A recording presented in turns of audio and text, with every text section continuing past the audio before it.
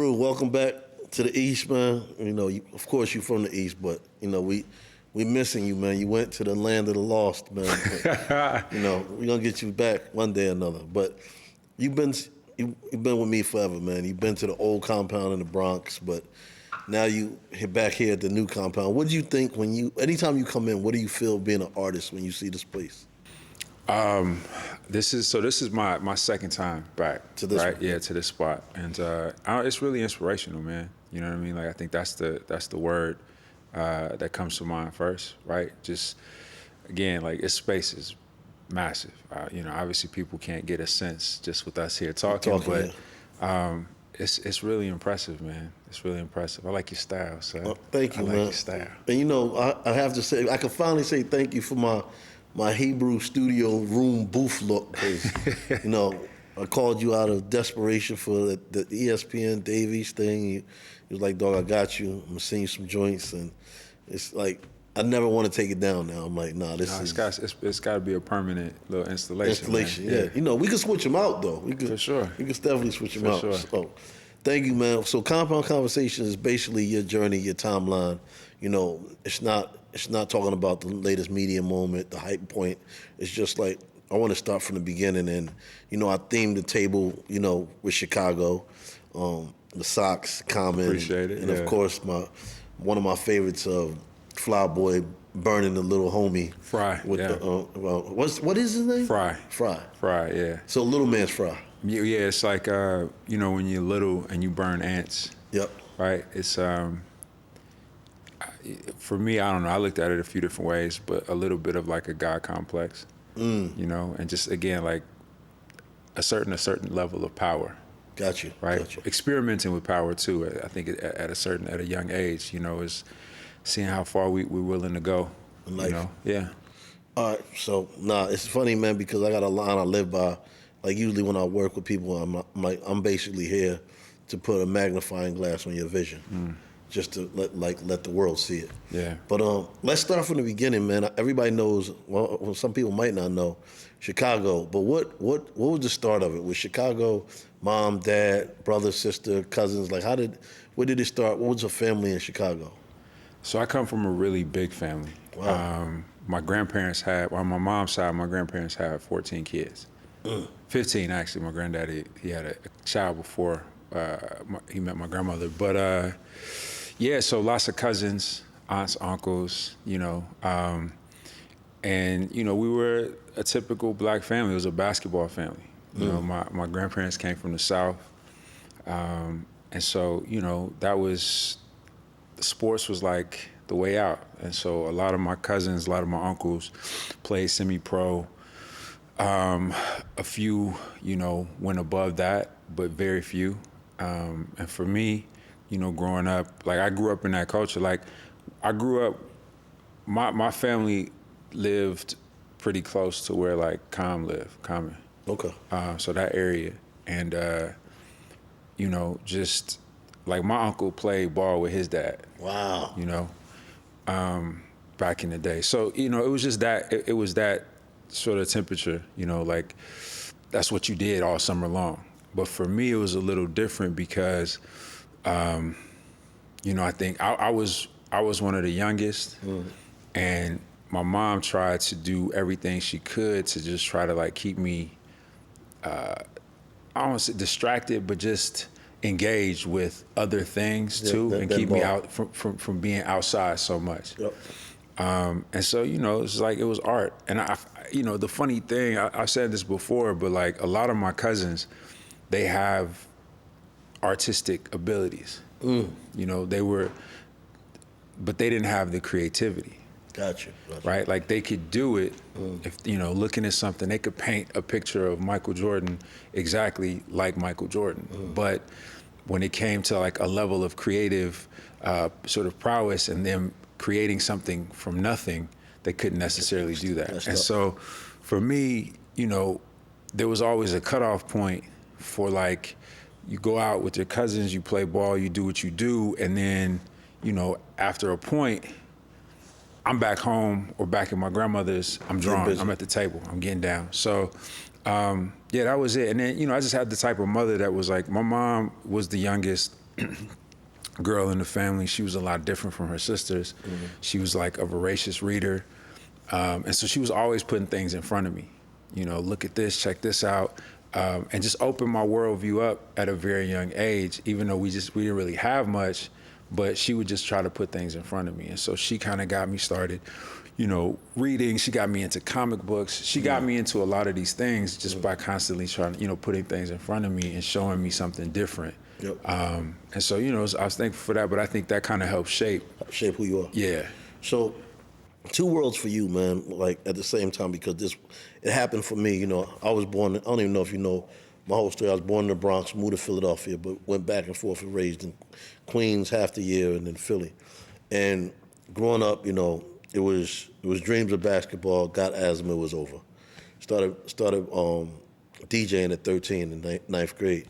But one of the things, like, you never hear a lot of people talk about this on that journey, is like, the streets wasn't safe. Yeah. You know, from growing up in Southwest Philadelphia, just trying to be DJing the house parties. I remember little Mimi got shot in the back, got paralyzed, and my mom's crying like, I love what you're doing, but I don't want you out there. So you growing up in Chicago never took a dip, just like Philadelphia, New York. It never took a dip in violence. It always been there for us, no matter what you see in the new media blitz and that. But growing up, a lot of people don't look at like, okay, you're learning your craft, but at the same time you trying to survive. Yeah. You know, and like a lot of people, you don't hear that part of the story. Like, you know, like you know, we might have seen it like an above the rims, like basketball players, they had protection, or be like, nah, little homie, you stay over there, you gonna make it. But when it comes to artists and like DJs, they didn't get that same type treatment. How was it growing up in Chicago with that world, but then you trying to focus on like, yo, I'm gonna make it out on something different? You know, when I was younger, man, I don't even think about, I wasn't necessarily thinking about making it out. You know, I don't think that was like a concern at the time. It was just like, this is what I like to do, right? And I just want to be able to do this all the time, right? And I think like my family, my cousins, you know, they really are very directly responsible for kind of building that wall around me, right? That support, you know, keeping me out of shit, sometimes putting me in shit. But, you know, we were a very tight family, you know, and so being able to just spend time with them kept me out of a lot of stuff, right? Or, you know, having them pull me back to pull me out of shit, you know. So I'm fortunate in that regard, but that's not to say that it wasn't around, you know, constant. Yep. So, you know, I grew up on the South Side, but I grew up, you know, there's different parts of the South Side of Chicago, obviously. And I grew up on the low end, which is like, it's Bronzeville, you know, to sort of Hyde Park, right? And, you know, Bronzeville was a traditionally Black neighborhood, right? The heritage in Bronzeville was one that, like, you know, I mean, man, everybody from, you know, the famous boxer Jack Johnson to, you know, like Lou Rawls to, you know, it was a celebrated place at the time, right? And this is where, if you were Black and celebrated or you had a little money, this is where you came, right? And it was an affluent space. And then obviously, like, you know, things always change in these neighborhoods, crime, drugs, etc. And so it changed a lot by the time I moved over there, and it wasn't great, you know, and it was like, it was desolate, man. A lot of those brownstones were dilapidated, and, you know, it wasn't what it is now, right? The gentrification is hit, but yeah, man, it was, you know, Chicago also has, you know, such heavy gang association that, you know, there's this thing where it's just like, man, like you can't really be living in certain areas. You can't be unaffiliated. Yeah. Because that means more trouble than being affiliated sometimes. Wow. You know, like you want to make sure you have some form of protection around you. Right, around you. And that means, like, man, if you got to claim something, you claim that thing so that you can, protection. Right, you can move through the neighborhood. And so it was a lot of that, you know, and I think that, you know, it wasn't until for me, for my art, it wasn't until like I lost one of my homies young that like, you know, it's that thing. Like, it's always a fight is a fight, no matter what you in. right? And it's you know, it's harmless. You walk away from it. Yep. But when it turns into something else and somebody doesn't walk away from it, you know, again, as a kid, it just it jogs you. It's like it grabs you, and it's like, man, all right, this is for real, and something needs to change. I went through. It's crazy you say that. So I never forget. One of my best friends' name was Christopher Demby. The Jordan 3s came out. I'm in high school. He comes to my door. Yo, let's go get the Jordan 3s from 52nd and Market at Sansom sneaker store. I go to the door. I'm like, yo, I'm going with you. Mom was like, yo, get back here, vacuum, clean the kitchen, then you can go. I said, look, you go. I'm not gonna go. I'm gonna get them. I'll get them tomorrow. 11 o'clock news come on. Christopher Demby's killed over the Jordan. Jesus Christ, yeah. And it was the 3s, and I just cried the next day. And I remember it was almost like this scene from like Juice when I just went home and practiced, and it was, and that, to what you're saying, that it was always around fights and people getting shot and people dying, but that changed my whole motivation. Like, I can't go out like this, man. So I think that it's probably for a lot of people. It takes something to trigger you to be like, you know, I think we need a different motivation sometimes coming from the places we come. Yeah, for sure. Another part of my journey that I think might have connected to yours is growing up, huge Star Wars fan. Mm-hmm.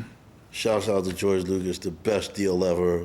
Gave the movie Lucas, up. yes. Mm-hmm. It's like, yo, I'm gonna take the action figures, and I was like, yo, it was actually 1979. Pop took me to see it. I think Empire Strikes Back. I think that's the year. I wanted the movie poster, and you remember the movie theater? The cashier was in the middle. Yep. Dad, I was like, Dad, let me ask the lady.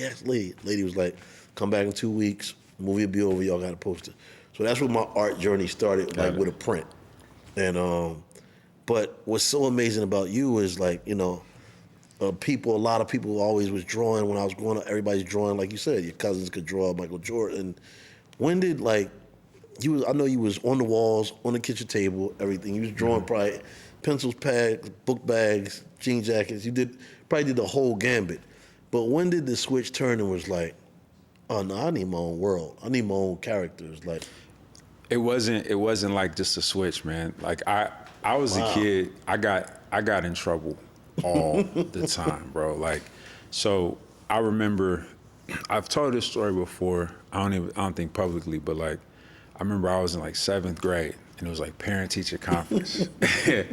And, you know, me and the homies, we're at school. Our parents are in the classrooms talking to the teachers. And my pops came up to the school. My pops rarely came to the parent-teacher conferences. And I remember I was on the first floor of the school. My class was on the 3rd floor.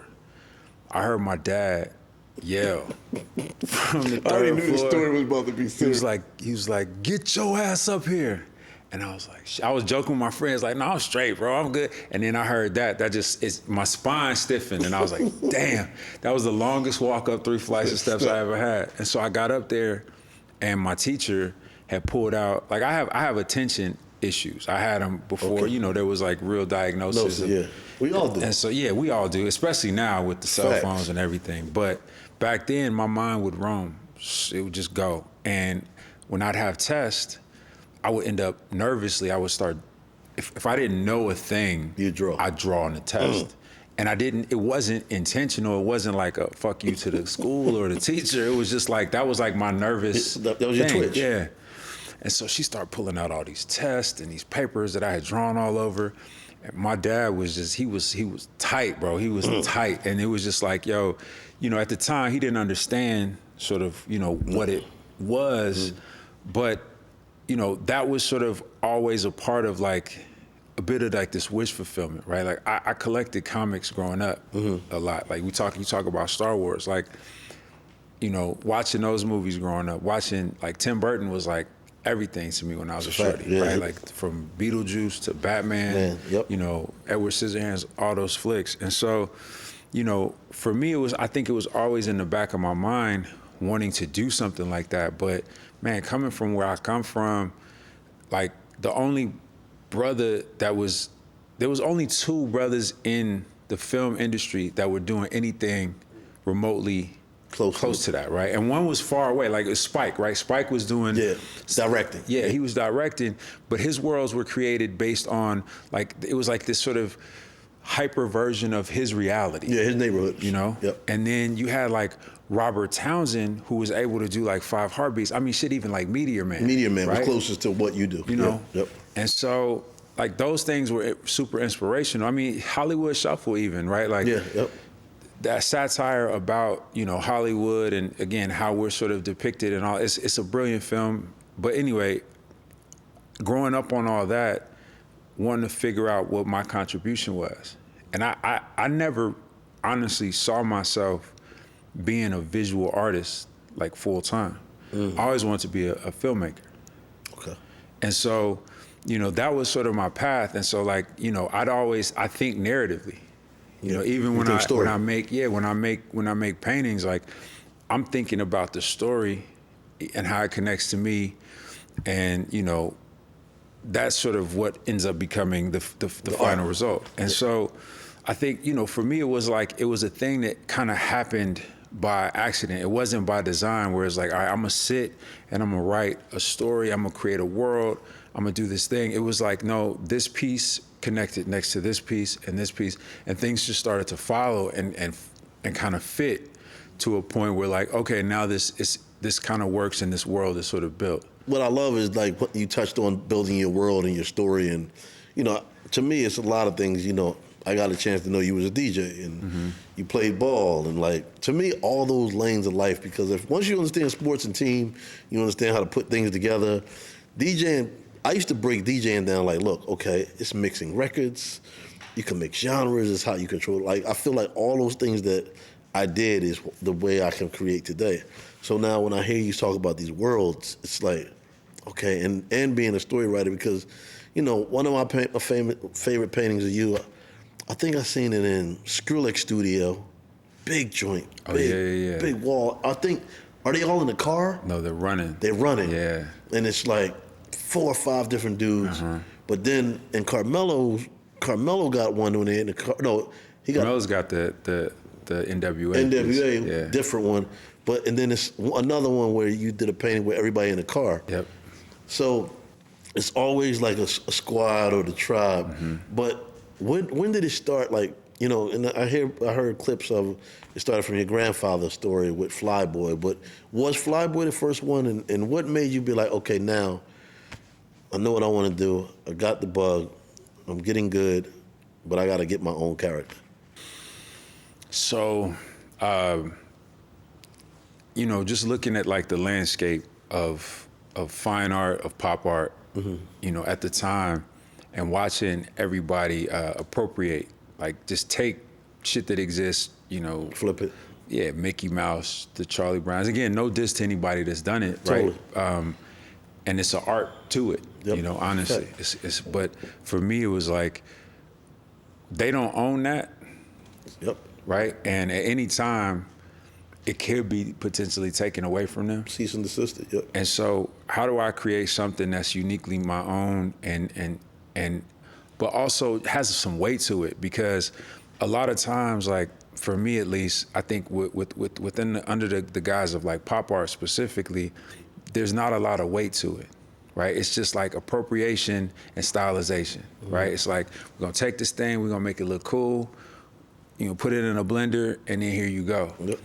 But there's nothing, there's no soul to it. Yeah. And so for me, it was like, well, how do I do something like that, have soul, talk about something, maybe there's some historical context around it, or, you know, and again, it sort of all worked out how it was supposed to, but like, Flyboy, again, it came about very organically. You know, it always starts with drawings and sketches.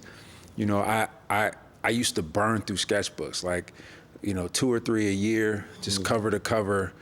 It was everything in there. I just, you know, a lot of people at the time when I was coming up, you know, I came up through the graph era, so it was like black books, you know, heavy, right? And passing around your black books, everybody could get down.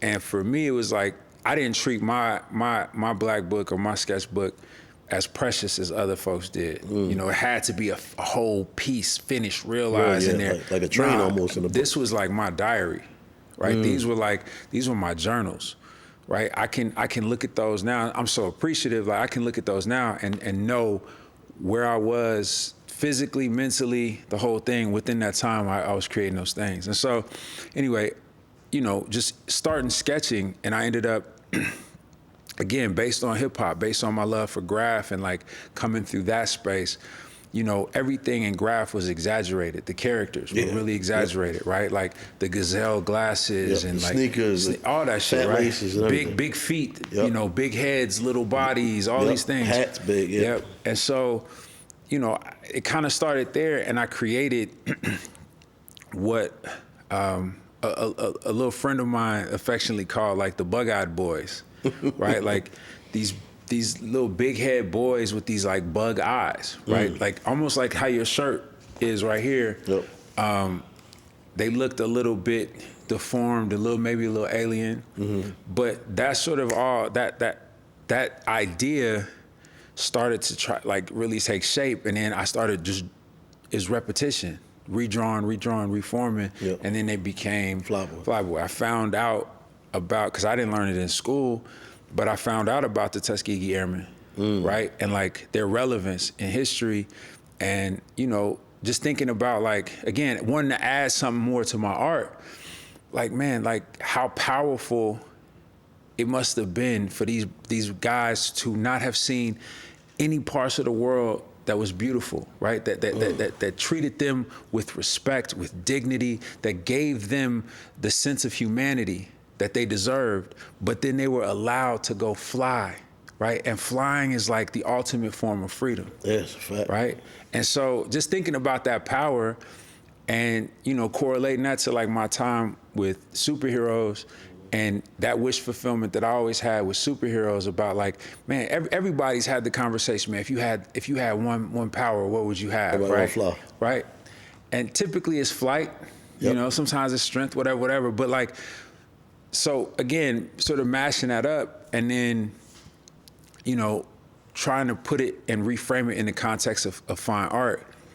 I always thought it was just like a one-off thing. You know, it was like, I'm gonna do a show based around this idea that there was like this animated series that existed but never came out, right? About these little kids that was sort of based off the Tuskegee Airmen. The whole thing was just a lark. It was like the shit. I made this shit up in my mind and then sold it to people that like, this was a thing I found. And people started to gravitate towards it. And then the expectation grew and grew and people wanted to see more. It's like, oh, okay, there's something here. And so that's sort of how it started organically, as opposed to like me thinking, I need these elements, I gotta create this to make this and pa. It was just like, no. This thing is working, now how do I expound on this? Now you got Flyboy, your world is created, well, it's starting to be created. But you're a self-taught artist. It wasn't no, you know, school of art and like, you know, like you said, you was a kid. Our school to me has always been hip hop. Yeah. When did it like turn it? Because, you know, back in the day, I remember I was like, yo, I started DJing, I'm making $200, you know, and it still didn't feel real. You know, you probably did little shirts and stuff, but that was like, okay, I'm making money now. But when did it feel like, oh, my art is real, it's a business now? Because, you know, me and a lot of artists, they sell sketches, paintings, handwritten works, but when did that switch turn on? Like, oh no, this is something else. Dude, honestly, it turned on in college. So you remember Mesquite? Of course. Right. So my homies in college, you know, were like Don Cannon. Yep. DJ Drama. Yep. Right? Like dramatic, really. Dramatic. You know, The Philly connection. Back when he was dramatic. And so, you know, I found out about like Mesquite through all the Philly homies that I went to school with. And so, you know, they were a few years older than me. And shout out to Don Cannon, who probably was in, I don't know how many years he did at Clark, But he probably did too, and started doing I mixtapes. think he was a super senior, maybe. Yeah, I don't know. super senior, DJ super senior. Yeah, DJ Super Senior. Shouts out to my light-skinned brother. I love Kennan, man. He's amazing, bro. But like those guys, put me on, like just culturally, and I, just was around listening as a sponge. But when I saw that, I was like, well, I'm not doing that, but I can add my voice to that sort of that landscape, to that culture, right? So I started doing garments, I started doing shirts, hats, jackets, the whole thing. And so when on Thursdays at Clark, it was Market Thursdays. So Drum would set up his table selling mixtapes. I would set up my table selling garments. Wow. And so, a lot of college students are broke, but then others have such disposable income. Yeah. And then Fridays, I would be a Spelman at Market Fridays selling the same thing. And so it started to really grow. And then, Georgia State, Georgia Tech, Emory, students collecting. And then Atlanta is like a hub for Black entertainment. So I had, stylists hitting me up. Hey, such and such would like a custom you dig for this, or da-da-da-da. And then, it grew into a real business to where I was able to have art school students just come by the crib. I'd wake up in the morning, 8 o'clock, unlock my door. I'd have like folding tables all throughout my living room, the specs, this is how you do it. And they would come in for a few hours, get down. Get busy. I go to school, I'm going to class. I come back home from class, okay, these 2 shirts are done. Okay, I need to tweak this, blah, blah, blah. So it became like a little factory. And that was honestly how I ended up paying for my last 2 years of college. And then I was fulfilling orders. I had spots like Leaders in Chicago. Shout out to Leaders, 1352, 54. But like, different boutiques wanting, these shirts. Yeah. And so it just grew like that. But then it wasn't until, I was with Classic Souls, which was like the first real, besides Walters, the sneaker boutique in Atlanta. And, I had paintings. I was never making actual paintings until right after I graduated college. And, I've told this story before, but like, this is right around the time of Gangsta Grills. Okay. Drum was the first homie that I knew that was actually making money. Off of mixtape? Just money, okay, right? Like, you know what I mean? Like all the other homies were we're starting our careers or thinking about starting, but Drum's rolling around, Drum's he's doing okay, exactly. Right, at this point, right? And so when Drum, pulled up on me, he saw one of the paintings I had made, and he was like, yo, what is that? Like, I want to buy that. And I had never thought about selling a painting. Yep. I was like, man, I'm gonna just make t-shirts. I got ideas for days. And Drum was like, man, I want to buy that. And he bought it, and it's crazy. I think he bought it for like $800, right? But to me, nigga, I was rich, right? I was like, but I can sell paintings too? And so that, when a friend is always gonna support you, the homie's gonna support you, morally, right? But when they actually put dollars towards that, it was a different level of support, right? And it also showed me something, because I'm not coming from that world. I didn't realize how to monetize off of the art. Yep. And so that unlocked something, and that was like sort of the real genesis of like, oh, okay, it's time. I can do this. Yep. Now we at the stage of the journey. We making money. The paintings going to the elite DJs in Atlanta. Shouts out to all my brothers. I still got my application in for the affiliates. I still ain't get a call back, Cannon, Drum, Lake, but it's all good. So, going out, because when I started looking at your work, some people are artists and painters, but they're not brands. It's like you have something special with like, we done a lot of projects, and it's one world of you as a painter and an artist, and there's one world as a brand. Yeah. How did you? Because you're protective of your brand and with your characters. Hebru Brantley is a brand. Your paintings, just the collab you've done from Cadillac to Adidas. Like, what is that? How do you balance that as an artist in the world of brands? Because a lot of people taking the checks to get their art, whatever out there, and taking these great budgets that be out there. But you have done a great job of balancing your art and your brand. Man, I appreciate it. Honestly, bro, it's always just been a thing where like, I only work with brands or find those opportunities for things that I personally have a connection to. You know, if I use that product, if I have a history with that product, that brand, I'm more inclined to collab because I feel like it's more genuine. You know, the outcome feels more genuine.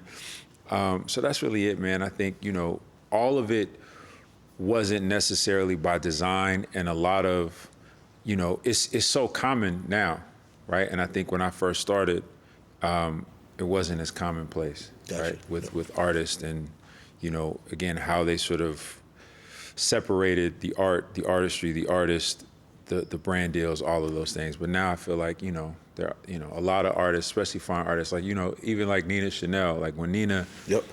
first started doing certain things, you know, her and I would talk, and, you know, she would ask me some questions from time to time. I mean, she's killing it now, but like, Totally. you know, just navigating those that's two different worlds, you know, two different spaces. And sometimes, like, you know, it's two different beasts. So, you know, you just have to, like, you know, it's not easy, I think, but, you know, I think that the ones that are able to do it are able to sort of, you know, be successful in that space. And I don't know, I think it speaks to the art, man. If you have art that is, you know, sort of commercially viable, that works not only in the white cube spaces, but also in, you know, in Targets and, Yep. you know, Foot Lockers and stuff. You know, I think that that sort of speaks volumes to the creative. So I'll close on a thing, man. But you know, I got into the toy industry and I wasn't an artist, and you curse me out and tell me all the time, like, yo, Free, do it, man. You creating an IP, just do it.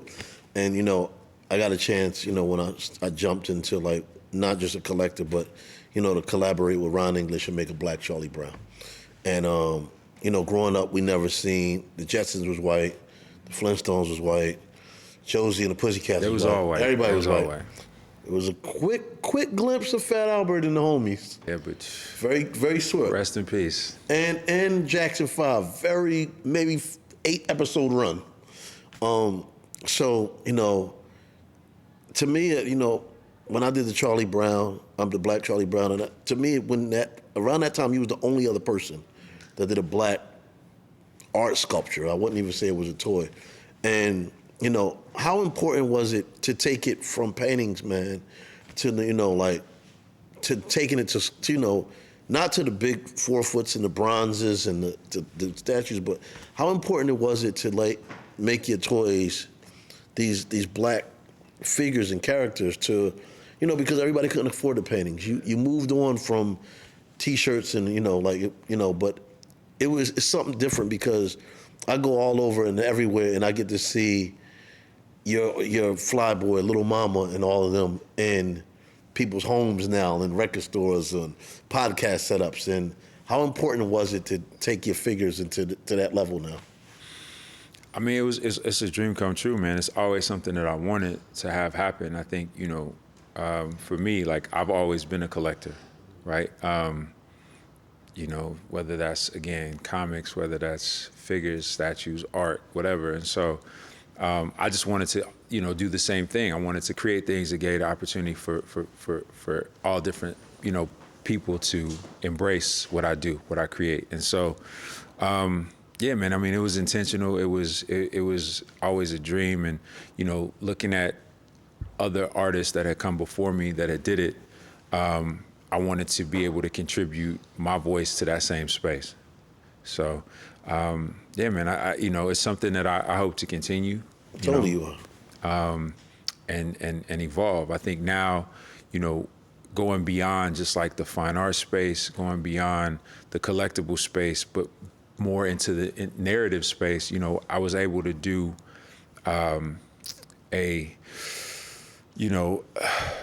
raise some money to create the actual graphic novel for Flyboy. For Flyboy. And so that's sort of been the focus over this past year. I spent a long time, and I spent 5 years creating a world, and not just like in, you know, on the fine art side, but like sitting down, writing out what this world is, writing out the narrative, backstory, history, like going way back, knowing what the slang is in the world, what the food is, what the, you know, the designers are in the world. And so doing all of that to have something that feels visceral, feels real, so that, you know, when someone reads it, you know, it can give them, it just feels tactile, it feels real. And, you know, like you talked about just a second ago, like we have all of these other IPs and all these other things that exist that aren't us. It doesn't exist with people of color, right? And even now, which is crazy, it still really doesn't. Totally. Right? Like we have all of these, I mean, you look at, and it's no diss to any of it, but like, you know, you look at Marvel now, right?